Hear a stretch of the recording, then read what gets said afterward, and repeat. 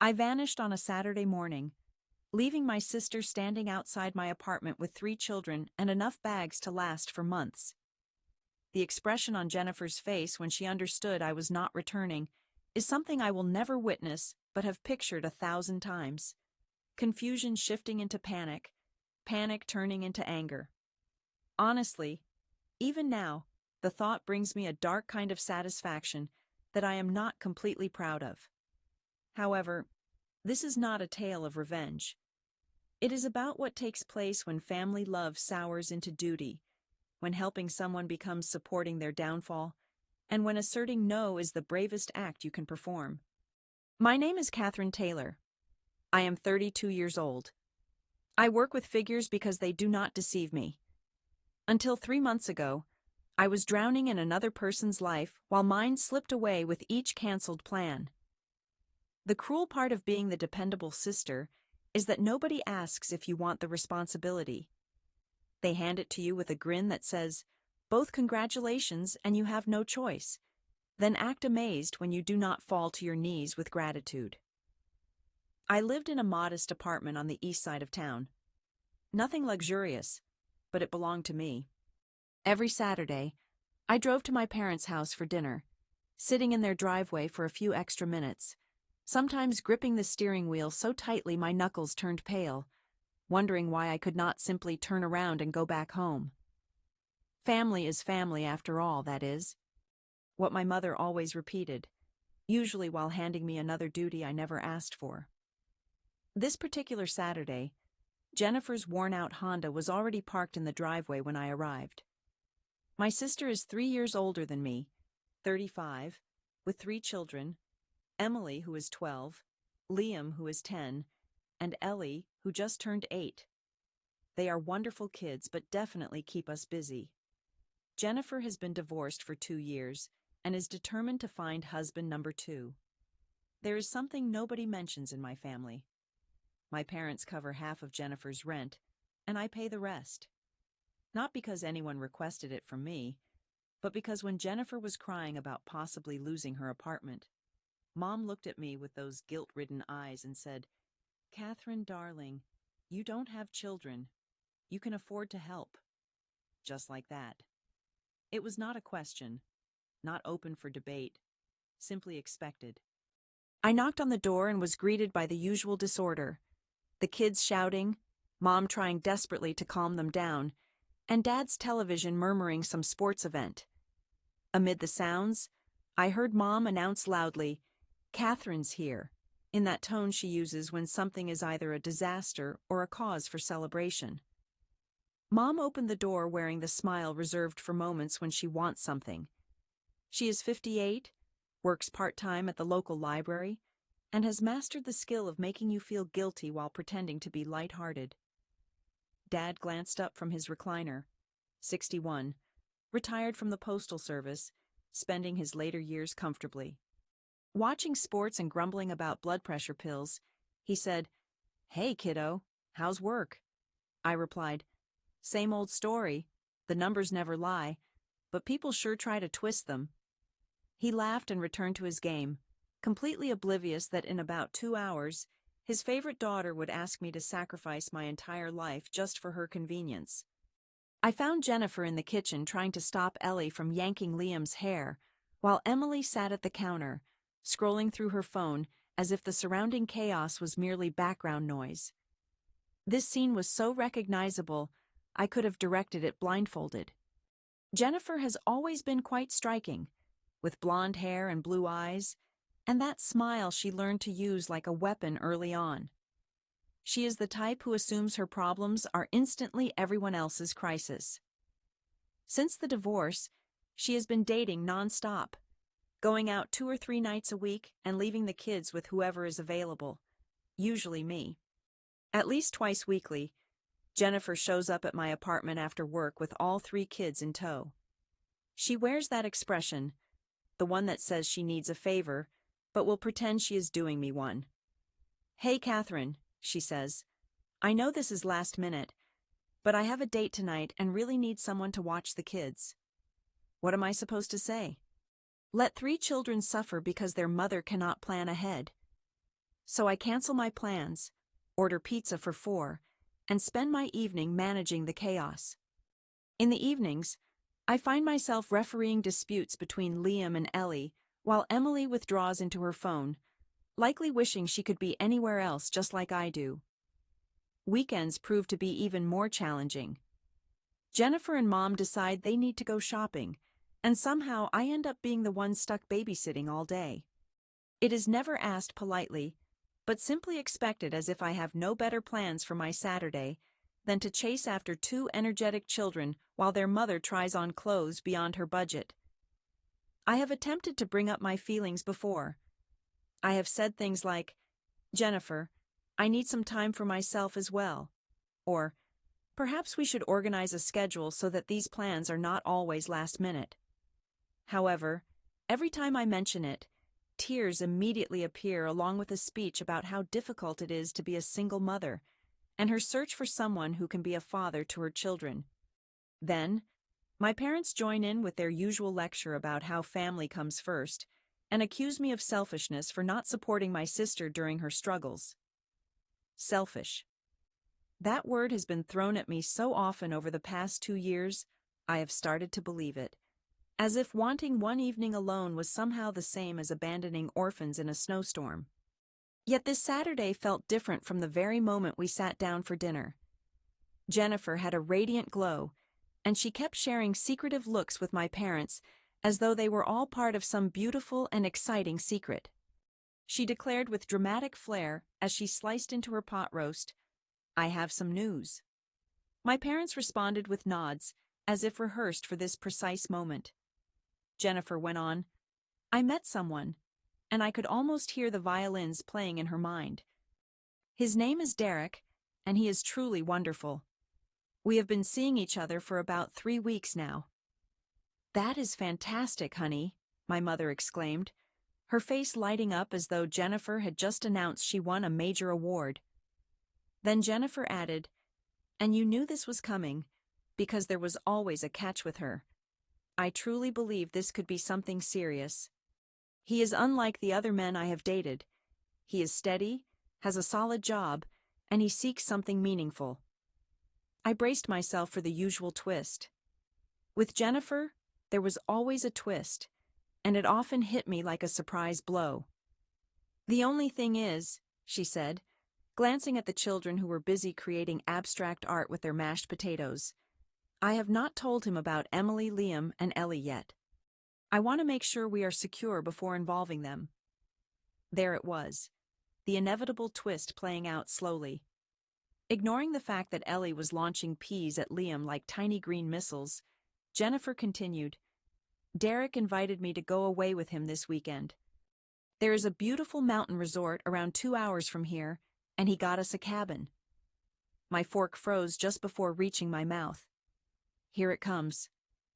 "The thing is," Jennifer said, turning her gaze directly to me, someone needed to look after the children just for the weekend, from Saturday morning until Sunday evening. I decided to put my fork down for the weekend, Jennifer, but I cannot. It is my closest friend Ashley's birthday celebration on Saturday night. I already RSVP'd and made all arrangements." The room fell completely silent. Even the children paused their food fight and looked up, sensing a change in the mood like animals before an earthquake.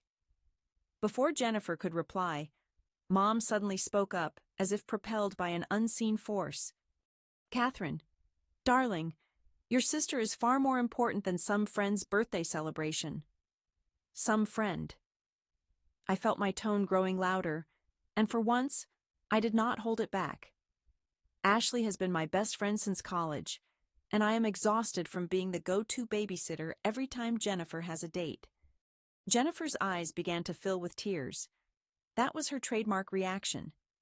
"I cannot believe you are behaving this way.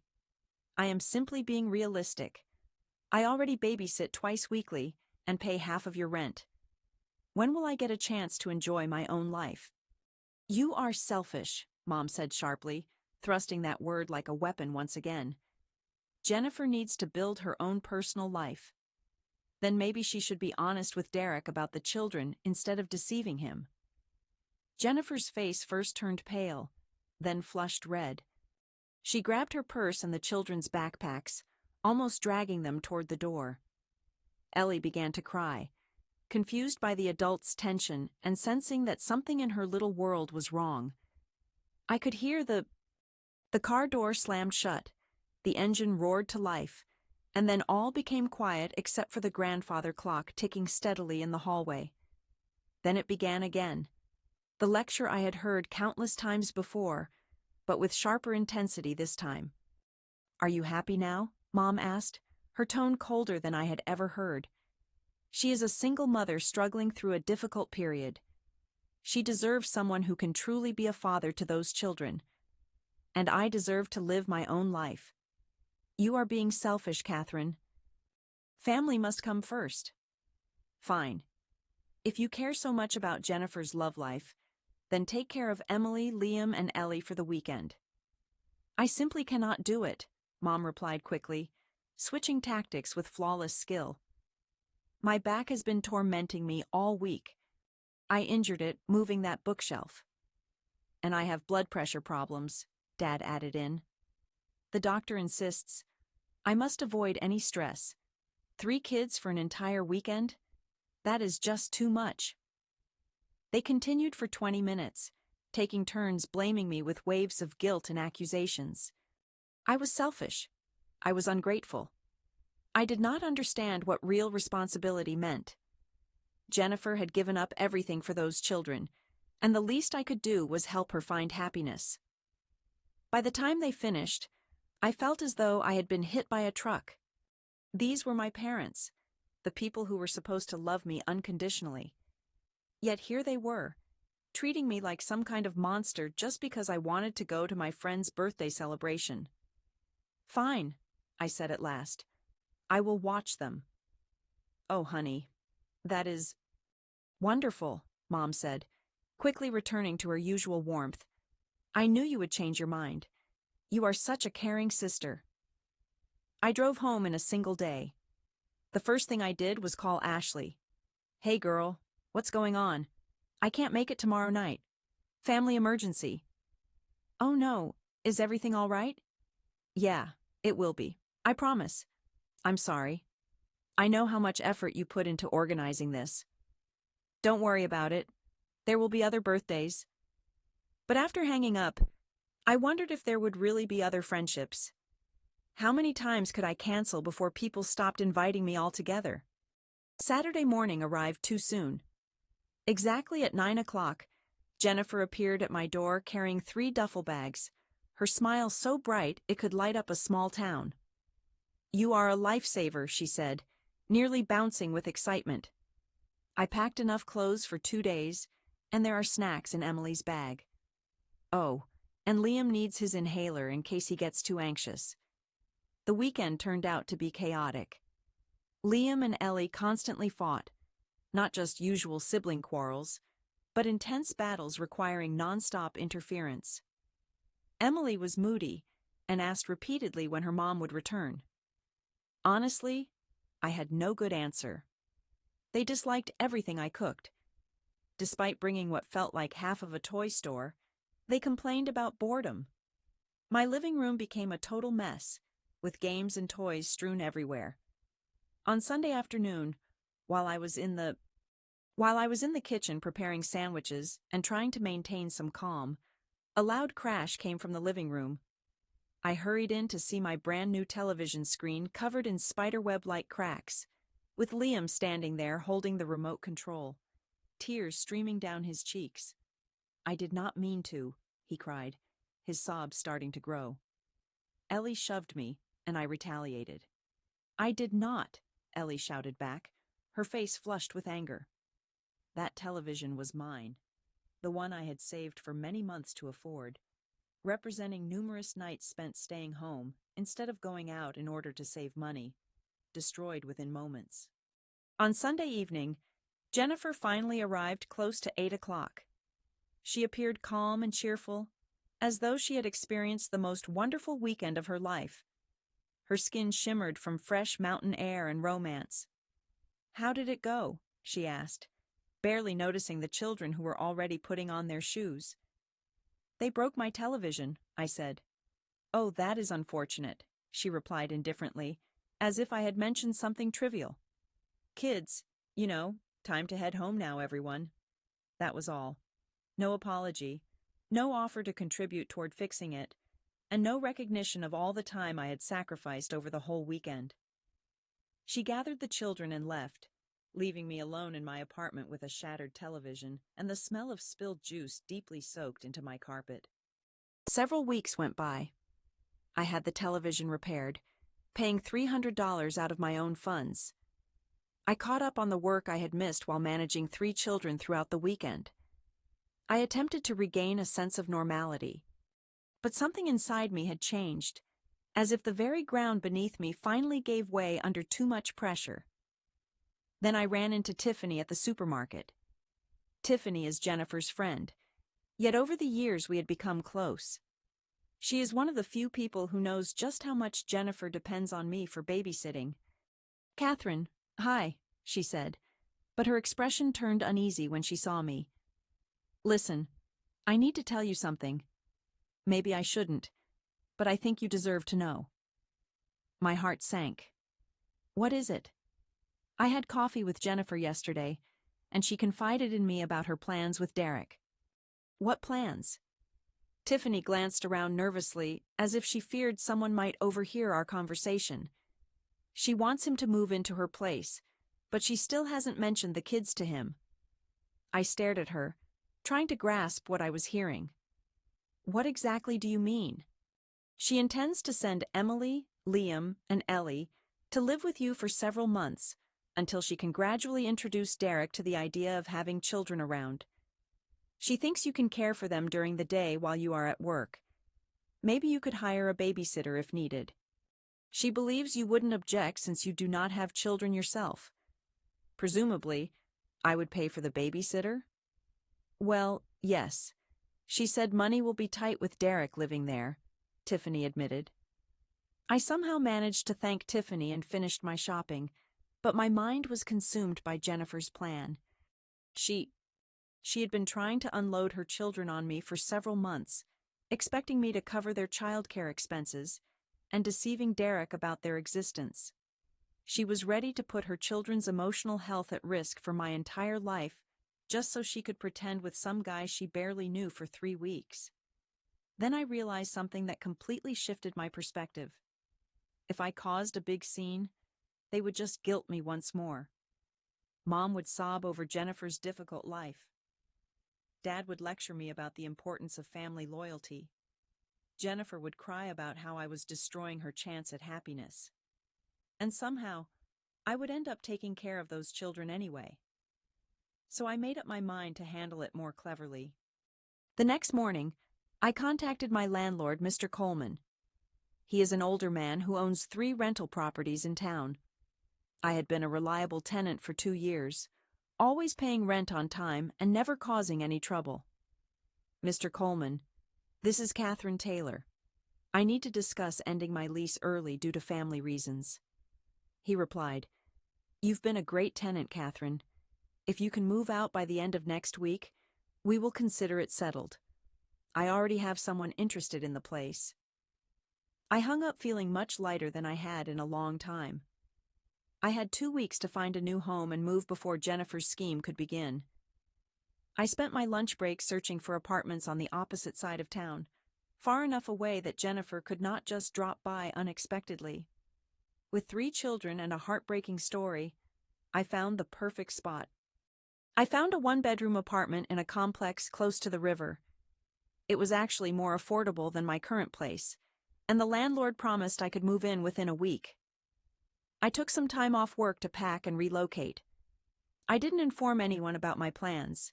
Not my parents, not Jennifer, not even Ashley. I quietly shifted my life to the new apartment, box after box, as if I were orchestrating the most intricate magic trick imaginable. By Thursday, I was fully settled into my new home. Sitting in my living room, enjoying takeout tacos, I was amazed by the quiet. No unexpected knocks on the door, No last-minute babysitting emergencies. No guilt trips about family responsibilities.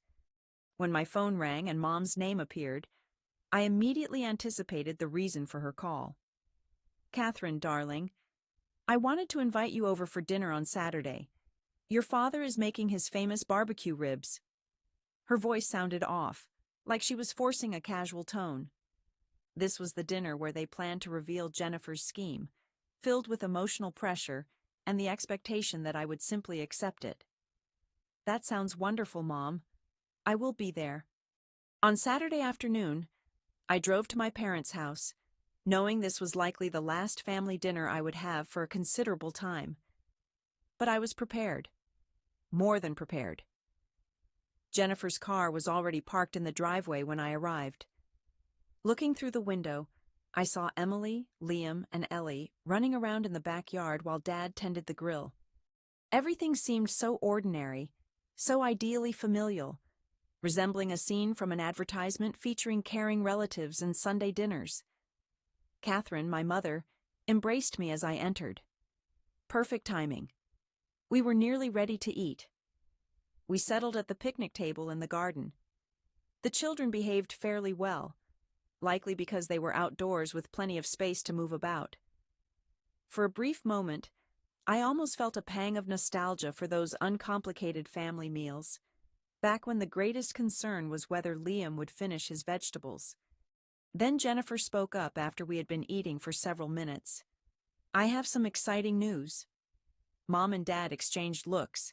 They certainly anticipated what was coming. "Derek and I have chosen to take the next step in our relationship. He plans to move in with me for several months, sort of a trial period before we discuss engagement." "That's wonderful, dear," Mom said with a voice thick with forced excitement. Jennifer continued, directing her gaze at me. "Derek is not quite ready to fully embrace the family aspect. Therefore, I thought maybe Emily, Liam, and Ellie could stay with you for a little while, just until Derek feels more at ease with the idea of children around." I nodded and kept eating my ribs, playing my role to perfection. "It would only be for a few months," Jennifer added, "and I know you need support during the day when you are at work, so I figured you could hire a babysitter. Since you do not have children of your own, you have greater freedom with your finances." Still nodding and eating, I found myself enjoying this moment more than anything I had experienced in months. Once Derek realizes how well I handle a relationship, he will be eager to meet the children and take on the role of their stepfather. This arrangement benefits everyone involved. Mom quickly joined the conversation at just the right moment. "We see this as a wonderful chance for Jennifer to secure her future, and the kids truly enjoy spending time with you. It is crucial for Jennifer's happiness," Dad added. "This might be her opportunity to provide those children with a real family." I took my last bite and wiped my hands on my napkin. "When were you thinking about moving forward with this?" I asked. Jennifer, barely able to contain her excitement, replied, "I was hoping for next Saturday. Derek's lease ends at the close of the month, so we want to begin anew next Saturday." "So, in exactly 1 week?" I confirmed. "Yes, I know it is short notice, but you are so good with the kids and don't have other commitments." For the first time in weeks, I smiled sincerely. "That sounds perfectly fine." Jennifer's face brightened as if it were Christmas morning. "Really? Oh my goodness, Catherine. Thank you so much. This will change everything for us. The kids will love living with their aunt, and Derek will fall for me without any distractions." After dinner, I helped with the cleanup. Jennifer was practically radiant as she spoke about redecorating the apartment to give it a more mature feel, removing all the child-related items. "I will bring them over Saturday morning along with all their belongings," she mentioned as we loaded the dishwasher. "They will need their school clothes and everything else because they are staying for the entire week." "Naturally. And I will give you money for the babysitter once Derek and I have settled in." "Of course." When I left that evening, Jennifer hugged me tighter than ever before. "I love you so much, Catherine. You are saving my life." Driving back to my new apartment, the one my family was unaware of, I smiled the entire way home. Saturday morning promised to be quite eventful. On Saturday morning, I awoke in my new place and brewed some coffee. Sitting by the window, I observed the river flowing by, feeling calmer than I had in years. I was fully aware of what was happening across town at 9 o'clock sharp. Jennifer would be knocking on my old apartment door, accompanied by 3 children and enough luggage for several months. She was likely excited, maybe even relieved to finally leave her burdens behind so Derek could move in unaware of them. My phone began ringing at 9:15. Jennifer's name appeared on the screen. I let it go to voicemail. The phone rang again at 9:20, then 9:25. I muted it and returned to my coffee. By 10 o'clock, I had 12 missed calls and 15 text messages waiting. I finally read them. "Where are you, Catherine? We are at your apartment, but no one is answering. Why is there a phone number taped to your door? We called it, and it is your landlord. He says you have moved out. What is happening? This is not a joke. Derek was supposed to move in today." Then my parents began calling. My mother's name kept appearing on my screen repeatedly. My father sent me a message saying, "Call us right away. Your sister needs you." At 11 in the morning, Jennifer sent a long, desperate message. "I do not understand what is going on. Your landlord said you moved out last week. Where are you? Derek is arriving with his belongings this afternoon. The children are frightened and puzzled. Please return my call." I switched my phone to silent and went for a walk by the river. When I returned an hour later, I had 23 missed calls. The messages were becoming more and more urgent. "Catherine, please, I am begging you. I do not know how to handle the children. Derek just called. He is loading his truck now. I need you to take Emily, Liam, and Ellie immediately. My entire future depends on this. You cannot do this to me." I made myself some lunch and started reading a book. My phone continued to vibrate, but I ignored it. Around 4:00 p.m., I received a message from Jennifer that simply said, "I hate you." At 6 in the evening, my cousin Allison contacted me. Allison is the same age as Jennifer, but much more reasonable. We had always gotten along well. "Catherine, thank goodness you answered. I just finished talking to your mother. What happened?" I explained everything to Allison about the endless babysitting, about Jennifer's plan to leave the children with me for months, about the weekend disaster when they broke my television, and about how my parents always sided with Jennifer. Allison was silent for quite some time. "Jennifer, Catherine, I had no clue things were this terrible. No one knew because whenever I tried to bring it up, I was accused of being selfish. So I just vanished.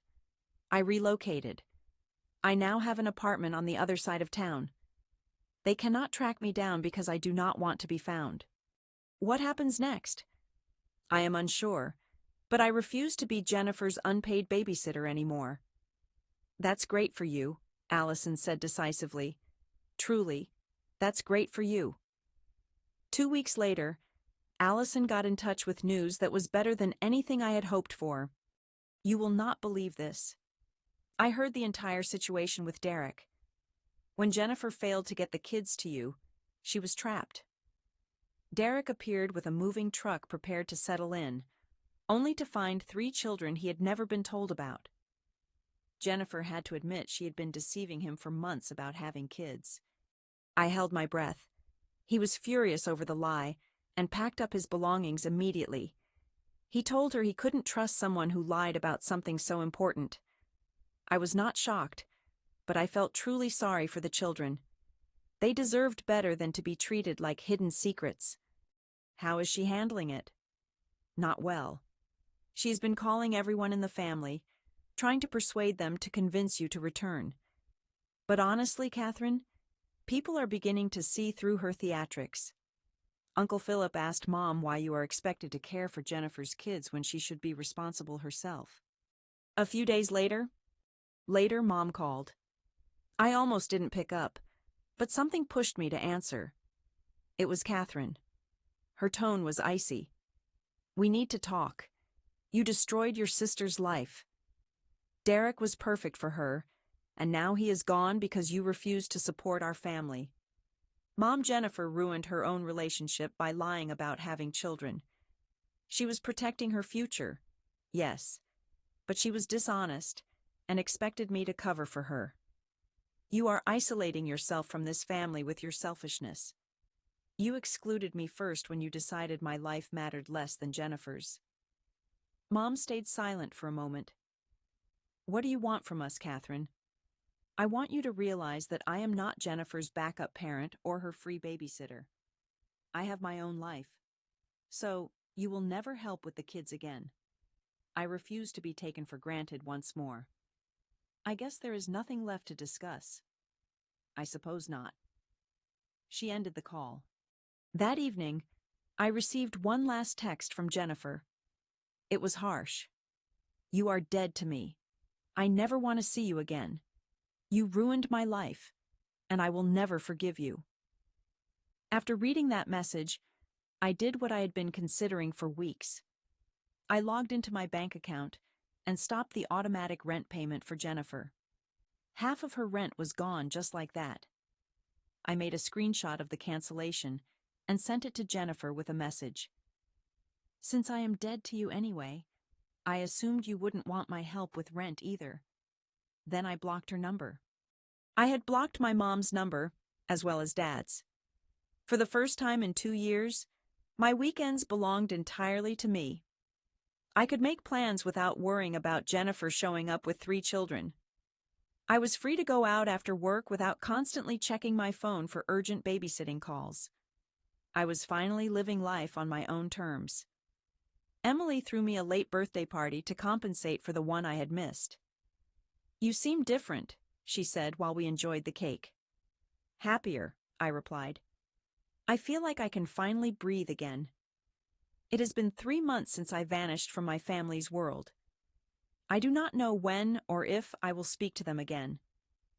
Part of me misses them, especially the children, but I do not miss the continuous guilt trips or feeling like my time and money were worthless. Allison gives me updates sometimes. Jennifer had to relocate to a more affordable apartment after she could no longer cover the rent. She is dating again, but this time she is honest from the first date about having children. My mom and dad have been more involved with babysitting now that I am no longer available. Maybe one day we will reconcile. Maybe Jennifer will apologize for exploiting me. Maybe my parents will understand that loving your family does not mean giving up your entire life for them. But until then, I am discovering what it means to prioritize myself. And truthfully, it feels amazing. Sometimes the most loving act is to refuse enabling harmful behavior. Sometimes, setting boundaries is not selfish, but an act of survival. At times, the family that genuinely cares for you is the one you decide to create on your own. I appreciate you taking the time to listen, and if this story resonated with you, please share it with others. Also, remember to leave a comment and subscribe for more inspiring tales about discovering the strength to take back control of your life when others fail to value you. Keep in mind, boundaries are not barriers meant to exclude people. They are the very groundwork that allows you to stand with confidence.